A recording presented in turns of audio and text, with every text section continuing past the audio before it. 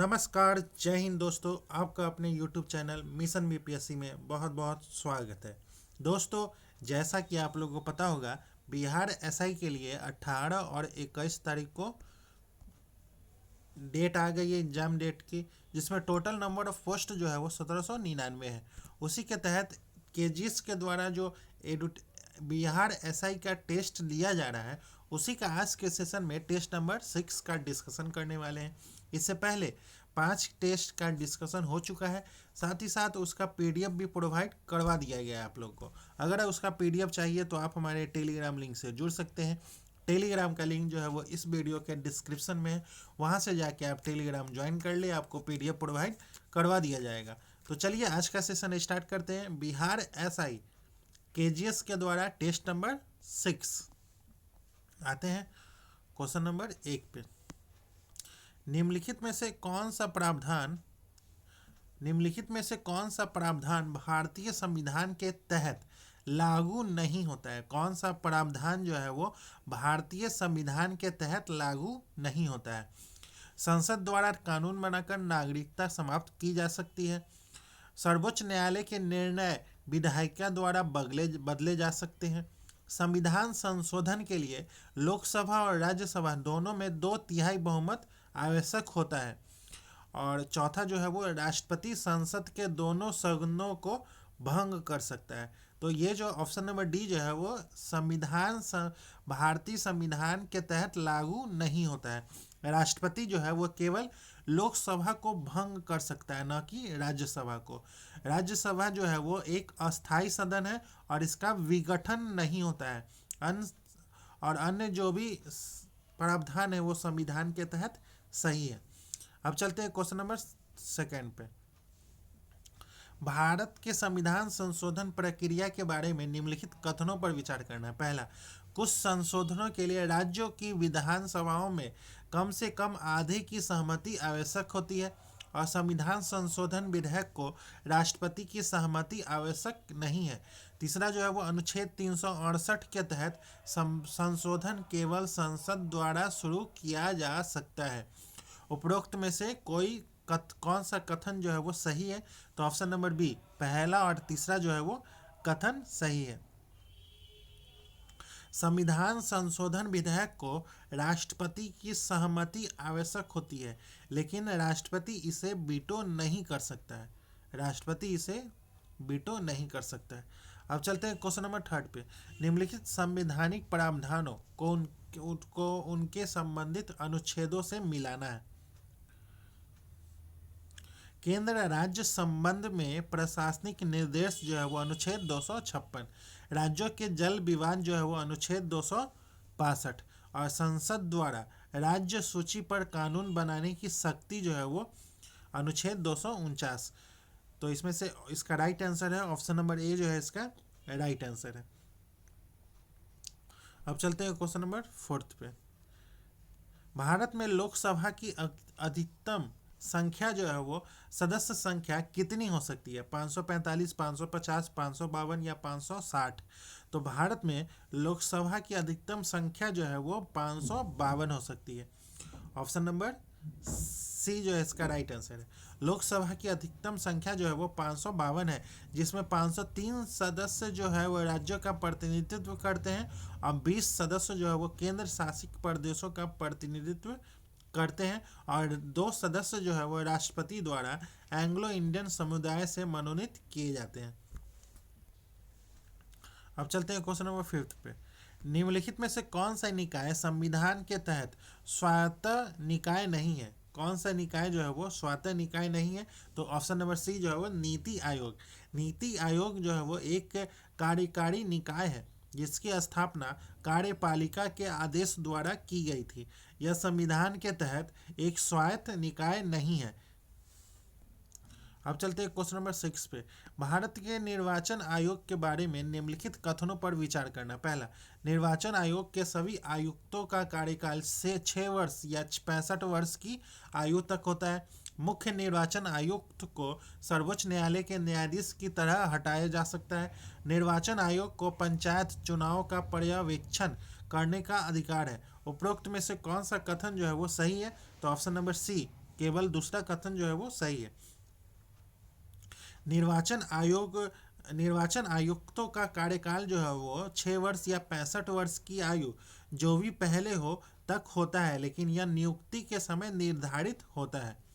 और निर्वाचन पंचायतों चुनावों का पर्यवेक्षण राज्य निर्वाचन आयोग करता है, न कि केंद्रीय निर्वाचन आयोग। अब चलते हैं क्वेश्चन नंबर 7 पे। निम्नलिखित संवैधानिक संस्थाओं को उनके प्रमुख प्रावधानों से मिलाना है। उनके प्रमुख प्रावधानों से मिलाना है। 52वां संविधान संशोधन जो है वो दल बदल विरोधी कानून।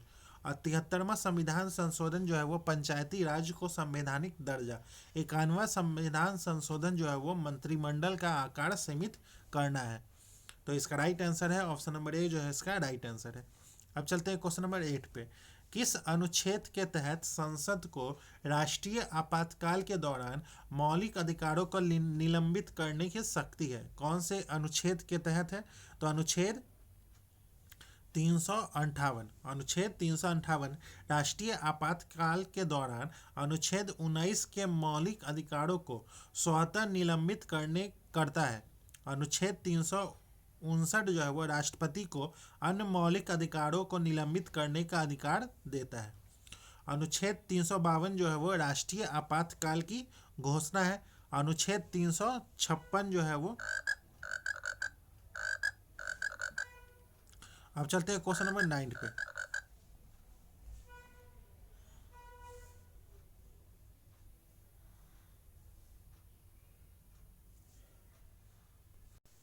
अब चलते हैं क्वेश्चन नंबर 9 पे।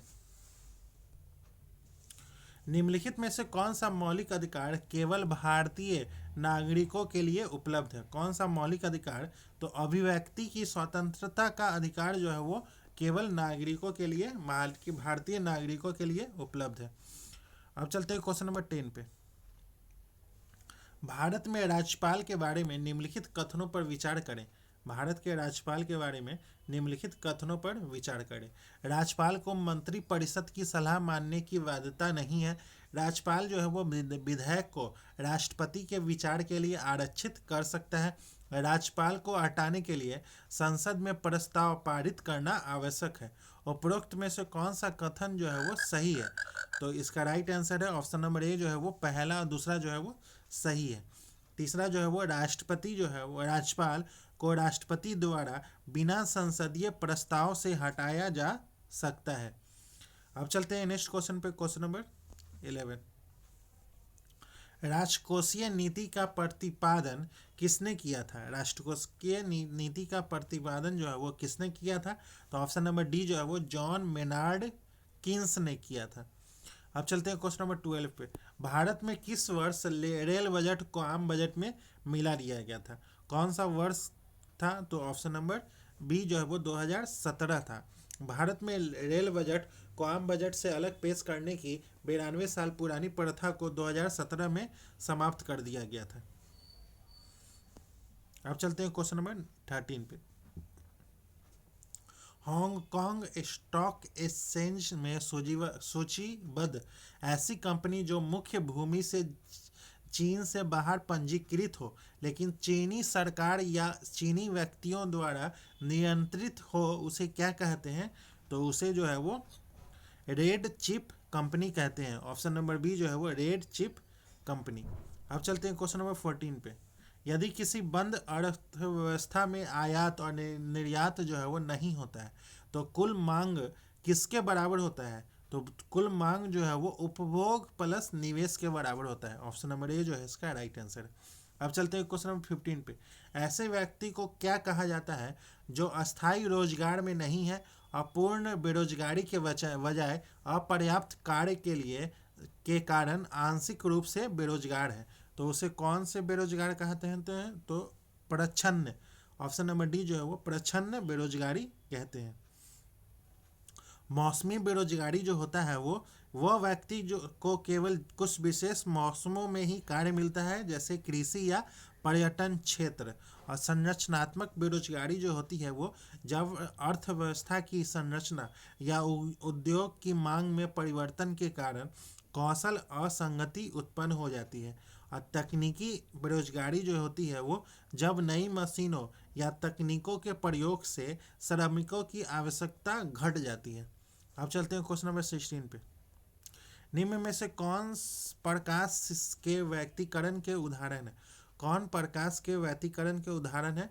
सीढ़ी का रंगीन दिखाई देना, साबुन के बुलबुलों का रंगीन दिखना, जल के सतह पर फैले तेल की परत रंगीन दिखाई देना। इनमें से सभी। तो ऑप्शन नंबर डी जो है वो इनमें से सभी।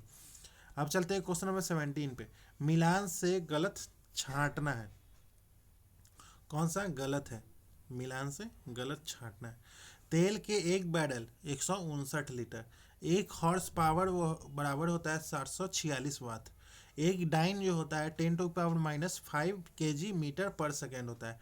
और 6 फीट बराबर होता है 183 इंटू 10⁻6 नैनोमीटर। इसमें से गलत कौन सा है? तो ऑप्शन नंबर डी जो है वो तीसरा जो है वो गलत है। एक डाइन का सही परिभाषा जो होता है वो 1 ग्राम सेंटीमीटर पर स्क्वायर होता है। अब चलते हैं क्वेश्चन नंबर 18। कैपिटल के नियम के संबंध में विचार करना। पहला, कैपिटल के कुल 3 नियम है, जिसमें प्रथम नियम कक्षाओं का नियम कहा जाता है। द्वितीय नियम को क्षेत्रफलीय चाल का नियम भी कहते हैं। कैपिटल का द्वितीय नियम कोणीय संवेग संरक्षण नियम पर आधारित है। कैपिटल का तृतीय नियम जो है वो परिक्रमण काल का नियम है, जिसके अनुसार T/R/Q होता है। तो इसका सही कथन कौन सा है? तो ऑप्शन नंबर डी जो है वो सभी कथन सही है। अब चलते हैं क्वेश्चन नंबर 19 पे। एक तीक्ष्ण वृत्ताकार पथ पे तीव्र गति से जाता हुआ 4 पहियों वाला वाहन बाहरी पहियों पर उल्टेगा या अंदर के पहियों पर उल्टेगा, बाहर की तरफ पिछलेगा या अंदर की तरफ पिछलेगा। तो ऑप्शन नंबर बी जो है इसका 1 और 3 इसका राइट आंसर है। अब चलते हैं क्वेश्चन नंबर 20। दो समान द्रव्यमान की वस्तुओं की गतिज ऊर्जा का अनुपात 4:9 है, तो उनके वेगों का अनुपात जो होगा वो होगा 2:3। ऑप्शन नंबर बी जो है इसका राइट आंसर है। अब चलते हैं क्वेश्चन नंबर 21। पृथ्वी के सतह पर गुरुत्वीय त्वरण निर्भर करता है। पृथ्वी के सतह पर गुरुत्वीय त्वरण जो है वो निर्भर करता है। किस पर निर्भर करता है? तो द्रव्यमान और त्रिज्या दोनों पर निर्भर करता है। ऑप्शन नंबर सी जो है इसका राइट आंसर है। अब चलते हैं क्वेश्चन नंबर 22। मिलान करना है। एक प्रकाश का विवर्तन जो होता है वो प्रकाश का आंशिक रूप से मुड़ना। प्रकाश का आंशिक रूप से मुड़ना। अब प्रकाश का ध्रुवन जो होता है वो यह केवल अनुप्रस्थ तरंग में होता है। ये केवल अनुप्रस्थ तरंग में होता है। अपूर्ण आंतरिक परावर्तन जो होता है वो मृग मरीचिका। और प्रकाश का प्रकीर्णन जो होता है वो आकाश का रंग जो है वो नीला दिखना। तो इसका राइट आंसर है ऑप्शन नंबर ए जो है इसका राइट आंसर है। अब चलते हैं क्वेश्चन नंबर 23। वनस्पति विज्ञान के जनक किसे माना जाता है? तो वनस्पति विज्ञान के जनक जो है वो थियोफ्रेस्टस। ऑप्शन नंबर बी जो है इसका राइट आंसर है। अब चलते हैं क्वेश्चन नंबर 24। कच्छाव किस जीव के साथ पाया जाता है? तो युगलीना। ऑप्शन नंबर बी जो है इसका राइट आंसर है। अब चलते हैं क्वेश्चन नंबर 25। समसूत्री विभाजन की किस अवस्था में गुणसूत्रों का अध्ययन किया जाता है? तो मेटाफेज। ऑप्शन नंबर बी जो है वो मेटाफेज। अब चलते हैं क्वेश्चन नंबर 26। डीएनए से आरएनए का निर्माण कहलाता है। डीएनए से आरएनए का निर्माण जो है वो कहलाता है प्रतिलेखन। ऑप्शन नंबर ए जो है वो प्रतिलेखन। अब चलते हैं क्वेश्चन नंबर 27। निम्न में से कौन सा उत्तक संयोजी नहीं है? निम्न में से कौन सा उत्तक जो है वो संयोजी नहीं है? तो डर्मिस। ऑप्शन नंबर डी जो है वो डर्मिस। अब चलते हैं क्वेश्चन नंबर 28। किस अंग को आरबीसी का कब्रिस्तान कहा जाता है? किस अंग को आरबीसी का कब्रिस्तान कहा जाता है? तो पीलिया। ऑप्शन नंबर ए जो है वो पीलिया को आरबीसी का कब्रिस्तान कहा जाता है, क्योंकि यह पुरानी और क्षतिग्रस्त आरबीसी को नष्ट करने का मुख्य स्थान है। अब चलते हैं क्वेश्चन नंबर 29। मायोसिन और एक्टिन क्या है? मायोसिन और एक्टिन जो है वो पेशीय प्रोटीन है। ऑप्शन नंबर ए जो है वो पेशीय प्रोटीन है। अब चलते हैं क्वेश्चन नंबर 30। ग्रेफीन के संबंध में निम्नलिखित में से कौन सा कथन जो है वो गलत है? तो यह त्रिविमीय 3D संरचना वाला पारदर्शी पदार्थ है। ऑप्शन नंबर सी जो है इसका राइट आंसर है। अब चलते हैं क्वेश्चन नंबर 31। ड्यूराल्यूमिन नामक मिश्र धातु की असाधारण मजबूती मुख्य रूप से निम्नलिखित में से किस तत्व की उपस्थिति के कारण एज हार्डिंग प्रक्रिया से होती है? तो ऑप्शन नंबर सी जो है वो तांबा। अब चलते हैं क्वेश्चन नंबर 32। धूप घड़ी के लेंस बनाने के लिए किस कार्बनिक यौगिक का उपयोग किया जाता है? किस कार्बनिक यौगिक का उपयोग किया जाता है? तो पॉलीकार्बोनेट। ऑप्शन नंबर बी जो है वो पॉलीकार्बोनेट। अब चलते हैं क्वेश्चन नंबर 33। एस्पिरिन का रासायनिक नाम जो है वो क्या है? तो एस्पिरिन का रासायनिक नाम जो है वो एसिटाइल सैलिसिलिक अम्ल, एसिटाइलिक सैलिसिलिक अम्ल। अब चलते हैं क्वेश्चन नंबर 34।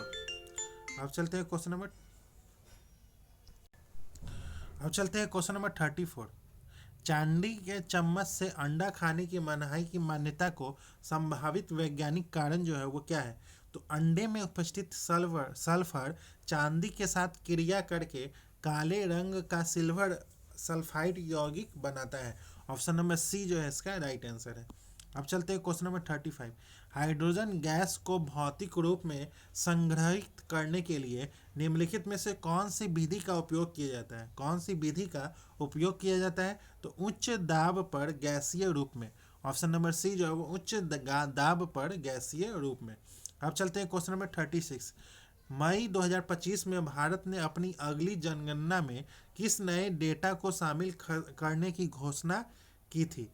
किस नए डेटा को शामिल करने की घोषणा की थी? तो जाति घटक डेटा। ऑप्शन नंबर बी जो है इसका राइट आंसर है। अब चलते हैं क्वेश्चन नंबर 37। 7 मई 2025 को भारत में कौन सा बड़े पैमाने पर राष्ट्रीय नागरिक रक्षा अभ्यास आयोजित किया गया था? कौन सा अभ्यास आयोजित किया गया था? तो ऑप्शन नंबर बी जो है वो ऑपरेशन अभ्यास। ऑपरेशन अभ्यास। अब चलते हैं क्वेश्चन नंबर 38। अक्टूबर 2025 में भारत को किस अंतर्राष्ट्रीय संस्था के एशिया पैसिफिक ब्यूरो के उपाध्यक्ष पद पर पुनः निर्वाचित किया गया था? तो यूनेस्को और ICADS। ऑप्शन नंबर बी जो है इसका राइट आंसर है। अब चलते हैं क्वेश्चन नंबर 39। अक्टूबर 2025 में भारत ने किस देश में तकनीक मिशन को एम्बेसी में अपग्रेड करने की घोषणा की थी? तो अफगानिस्तान। ऑप्शन नंबर बी जो है वो अफगानिस्तान। अब चलते हैं क्वेश्चन नंबर 40। जुलाई 2025 में भारत ने कौन सा उपग्रह सफलतापूर्वक प्रक्षेपित किया जो कृषि एवं जल संसाधन निगरानी के लिए समर्पित है? तो एग्रीसैट-1। ऑप्शन नंबर बी जो है वो एग्रीसैट-1।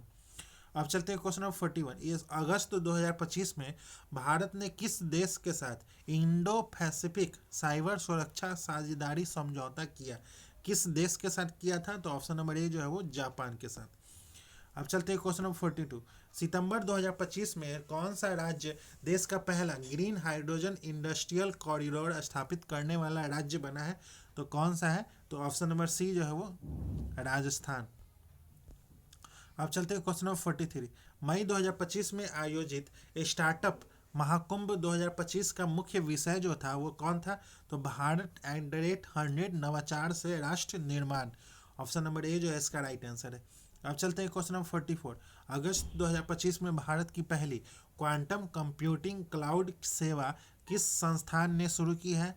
तो CDAC Pune. Option number D जो है इसका राइट आंसर है।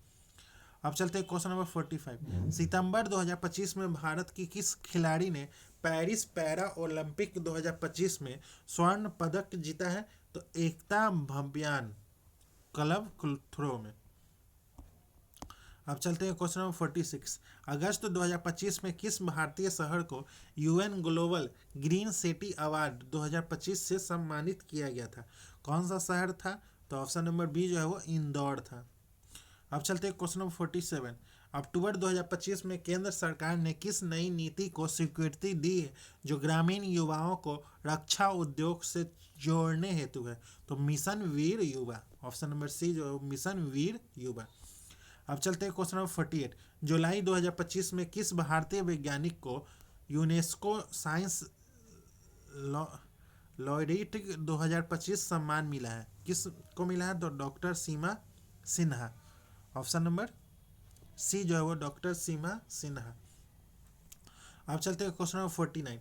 भारत में 29 अगस्त 2025 को मनाए गए नेशनल स्पोर्ट डे का थीम जो था वो क्या था? तो शांतिपूर्ण समाजों को बढ़ावा देने के लिए खेल, ऑप्शन नंबर सी जो है इसका राइट आंसर है। अब चलते हैं क्वेश्चन नंबर 50। 2025 में एक्सरसाइज ला पैरोज 2025 को भारत ने किन देशों के साथ मिलकर पूरा किया था? तो भारत, ऑस्ट्रेलिया, अमेरिका, जापान और फ्रांस आदि, ऑप्शन नंबर ए जो है इसका राइट आंसर है।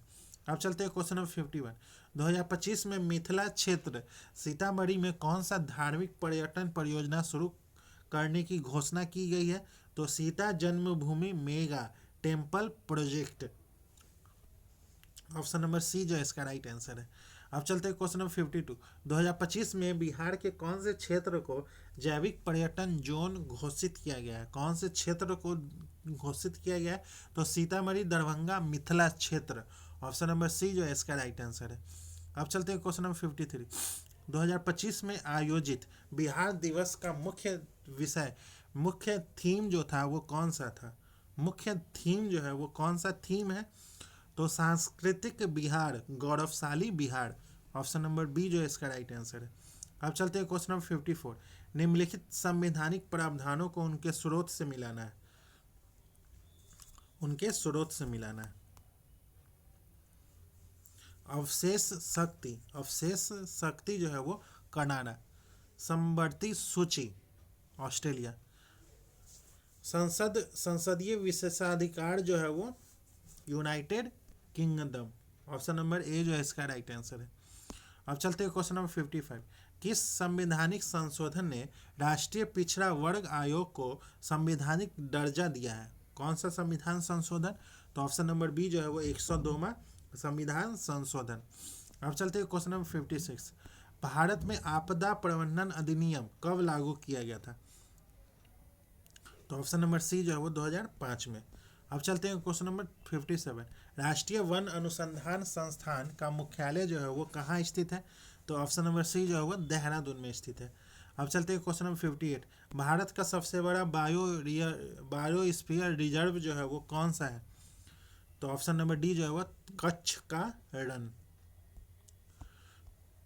अब चलते हैं क्वेश्चन नंबर 59। निम्नलिखित में से भारत का कौन सा क्षेत्र कोरल रीफ हॉट स्पॉट माना जाता है? कौन सा क्षेत्र माना जाता है? तो लक्षद्वीप और अंडमान निकोबार। अब चलते हैं क्वेश्चन नंबर 60। प्रसाधन सामग्रियों में निम्नलिखित में से कौन सा ग्रीन हाउस गैस में वृद्धि का एक प्रमुख स्रोत है? कौन सा है? तो क्लोरोफ्लोरोकार्बन, CFC। अब चलते हैं क्वेश्चन नंबर 61। महात्मा गांधी द्वारा चलाए गए आंदोलनों का कालानुक्रमिक क्रम में व्यवस्थित करना है।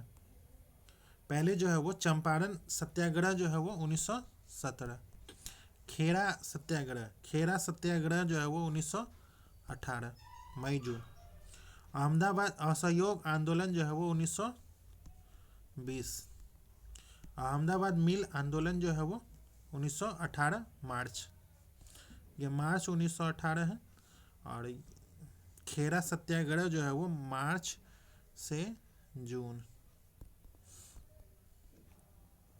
तो इसका राइट आंसर है ऑप्शन नंबर बी जो है इसका राइट आंसर है।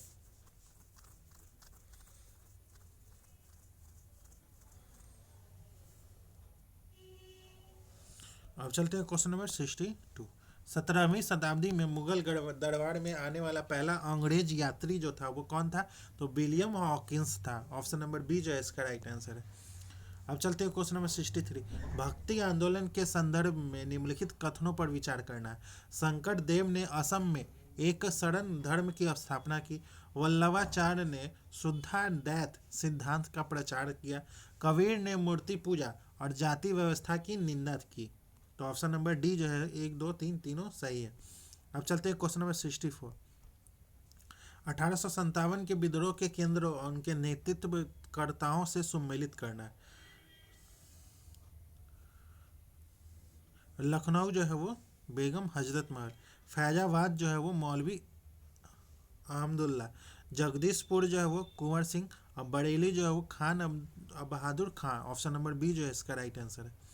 अब चलते हैं क्वेश्चन नंबर 65। निम्नलिखित में से कौन सा नेता गरम दल से संबंधित नहीं है? कौन सा नेता नहीं है? तो Gopal Krishna Gokhale. Option number C B जो है इसका राइट आंसर है। अब चलते हैं क्वेश्चन नंबर 66। भारत में प्रांतों में द्वैत शासन प्रणाली को समाप्त करने वाला अधिनियम जो था वो कौन सा था? तो भारत सरकार अधिनियम 1935। ऑप्शन नंबर बी जो है इसका राइट आंसर है। अब चलते हैं क्वेश्चन नंबर 67। निम्नलिखित संवैधानिक घटनाओं को उनके वर्षों से सम्मिलित करना है। Pitt's India act, Pitt's India act जो है वो 1784। पूना पैक्ट जो है वो 1932, जो गांधी जी और अम्बेडकर के बीच समझौता था। कम्युनल अवार्ड जो है वो 1932। मैकडोनाल्ड द्वारा अलग निर्वाचन मंडल, कैबिनेट मिशन जो है वो 1946। स्वतंत्रता के लिए योजना। तो ऑप्शन नंबर ए जो है इसका राइट आंसर है। अब चलते हैं क्वेश्चन नंबर 68। भारतीय प्रेस और शिक्षा सुधारों के संदर्भ में निम्नलिखित कथन पर विचार करना। पहला, चार्ल्स वुड का डिस्पैच ने मातृभाषा में प्राथमिक शिक्षा को बढ़ावा दिया। वर्नाकुलर प्रेस एक्ट जो है वो लॉर्ड लिटन द्वारा पारित भारतीय प्रेस को नियंत्रित करने के लिए था। हंटर शिक्षा आयोग लॉर्ड रिपन के तहत प्राथमिक शिक्षा सुधार के लिए था। तो इसमें से कौन सा कथन सही है? तो ऑप्शन नंबर डी जो है वो पहला, दूसरा, तीसरा तीनों कथन सही है। अब चलते हैं क्वेश्चन नंबर 69। निम्नलिखित गवर्नर जनरल को उनकी नीतियों और घटनाओं से सम्मिलित करें और गलत युग में चुनना है। लॉर्ड वेलेजली सहायक गठबंधन, लॉर्ड डलहौजी व्यापत्ति का सिद्धांत, लॉर्ड रिपन जो है वो स्थानीय स्वशासन, लॉर्ड कॉर्नवालिस जो है वो अस्थायी बंदोबस्त का उन्मूलन। ये जो है वो कौन सा गलत चुनना है? तो ऑप्शन नंबर डी जो है वो गलत है। लॉर्ड कॉर्नवालिस जो है वो अस्थायी बंदोबस्त 1793 में शुरू किया गया था, इसका उन्मूलन नहीं। अब चलते हैं क्वेश्चन नंबर 70। मुगल प्रशासन में जब्त प्रणाली किससे संबंधित है? तो जब्त प्रणाली जो है वो राजस्व आकलन से संबंधित है। ऑप्शन नंबर बी जो है इसका राइट आंसर है।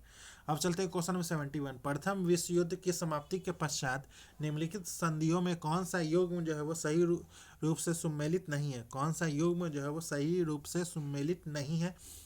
वर्साई की संधि जर्मनी, सेंट जर्मन की संधि ऑस्ट्रिया, ट्रायोनॉन की संधि हंगरी, सेवर्स की संधि रूस। तो सेवर्स की संधि जो है वो 1920 तुर्की से साथ हुई थी।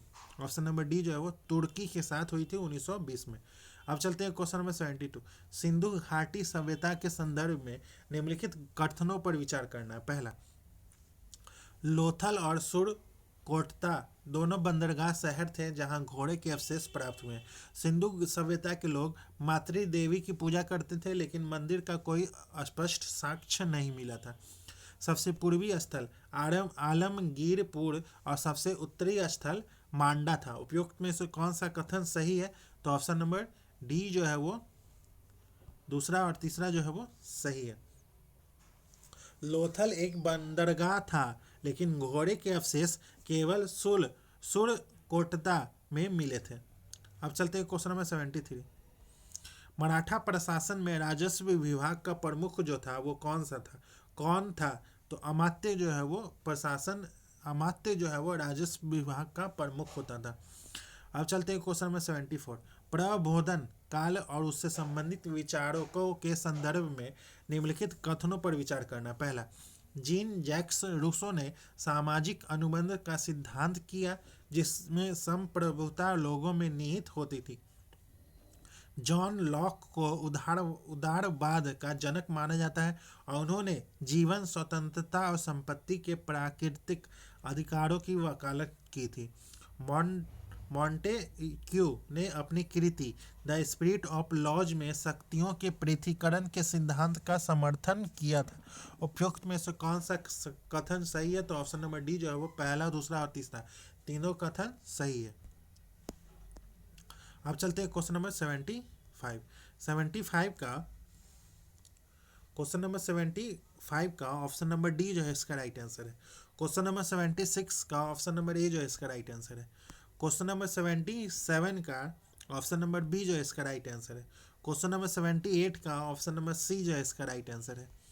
क्वेश्चन नंबर 79 का ऑप्शन नंबर बी जो है इसका राइट आंसर है। क्वेश्चन नंबर 80 का ऑप्शन नंबर ए जो है इसका राइट आंसर है। क्वेश्चन नंबर 81 का ऑप्शन नंबर डी जो है इसका राइट आंसर है। क्वेश्चन नंबर 82 का ऑप्शन नंबर ए जो है इसका राइट आंसर है। क्वेश्चन नंबर 83 का ऑप्शन नंबर बी जो है इसका राइट आंसर है। क्वेश्चन नंबर 84 का ऑप्शन नंबर बी जो है इसका राइट आंसर है। क्वेश्चन नंबर 85 का ऑप्शन नंबर ए जो है इसका राइट आंसर है। क्वेश्चन नंबर 86 का ऑप्शन नंबर बी जो है इसका राइट आंसर है। क्वेश्चन नंबर 87 निम्नलिखित कथनों पर विचार करना। पहला, रेत के टीलों का गठन हवाओं के निक्षेपण से होता है। भारत में वारखान प्रकार के टीलों का सबसे अधिक प्रसार थार मरुस्थल में है। वारखान टीलों की उत्तर भुजा सदैव पवन दिशा में होती है। इनमें से कौन सा कथन जो है वो सही है? तो ऑप्शन नंबर बी जो है वो केवल पहला और दूसरा सही है। अब चलते हैं क्वेश्चन नंबर 88। निम्नलिखित में से कौन सा क्षेत्र कॉफी बेल्ट कहलाता है? तो उष्ण कटिबंधीय 10 डिग्री से 20 डिग्री अक्षांशीय क्षेत्र। ऑप्शन नंबर ए जो है इसका राइट आंसर है। अब चलते हैं question number 89। Red river valley मुख्यतः किस खनिज के लिए प्रसिद्ध है? किस खनिज के लिए प्रसिद्ध है? तो ऑप्शन नंबर बी जो है वो तांबा के लिए प्रसिद्ध है। अब चलते हैं क्वेश्चन नंबर 90। कैलिफोर्निया तट जो है वो किस प्रकार की जलवायु का उदाहरण है? किस प्रकार की जलवायु का उदाहरण है? तो भूमध्य सागरीय जलवायु का उदाहरण है। अब चलते हैं क्वेश्चन नंबर 91। भारत का पहला सूचना प्रौद्योगिकी IT पार्क जो है वो कहाँ स्थापित किया गया है? तो ऑप्शन नंबर डी जो है वो तिरुवनंतपुरम।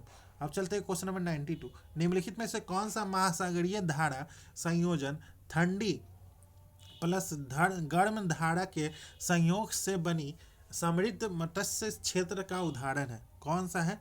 तो ऑप्शन नंबर डी जो है वो उपरोक्त सभी। अब चलते हैं क्वेश्चन नंबर 93। निम्नलिखित कथनों पर विचार करना है। पहला, टुंड्रा वनस्पति में पेड़ों का अभाव होता है। स्टेपी घास भूमियाँ महाद्वीपीय के मध्य भाग में पाई जाती है। सवाना घास भूमि सदैव विषुवतीय क्षेत्र में पाई जाती है। कौन सा कथन जो है वो सही है? तो ऑप्शन नंबर बी जो है वो पहला और दूसरा सही है। अब चलते हैं क्वेश्चन नंबर 94। मिडिल वेस्ट शब्द संयुक्त राज्य अमेरिका के किस पहलू से संबंधित है? तो ऑप्शन नंबर सी जो है वो मक्का उत्पादन क्षेत्र से संबंधित है। अब चलते हैं क्वेश्चन नंबर 95। ब्रह्मपुत्र नदी की निम्नलिखित में से कौन सी विशेषता नहीं है? ब्रह्मपुत्र नदी की निम्नलिखित में से कौन सी विशेषता नहीं है? तो ऑप्शन नंबर डी जो है वो इसका उद्गम स्थल जो है वो मानसरोवर झील से दक्षिण में होता है। ऑप्शन नंबर डी जो है वो ये नहीं है। अब चलते हैं क्वेश्चन नंबर 96। भारत में खनिज तेल के अधिकतम भंडार जो है वो किस भूगर्भीय युग से संबंधित है? किस भूगर्भीय युग से संबंधित है? तो ऑप्शन नंबर सी जो है वो सेनोजोइक। अब चलते हैं क्वेश्चन नंबर 97।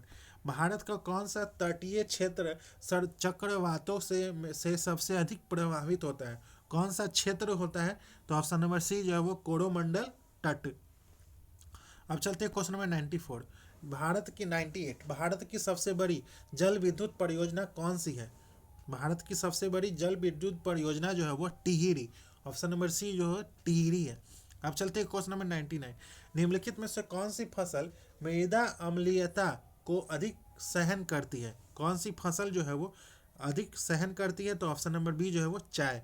अब चलते हैं क्वेश्चन नंबर 100।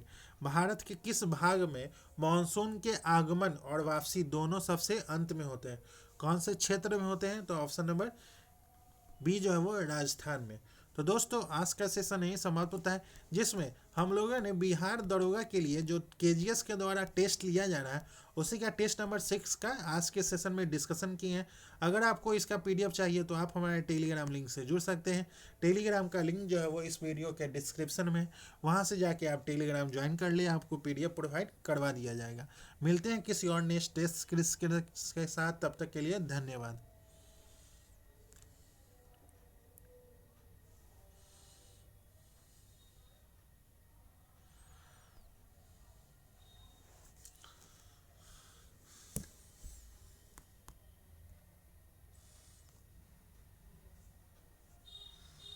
मेरे दिल के लिफाफे में तेरा खत है जानिया, तेरा खत है जानिया, ना चीज ने कैसे पाली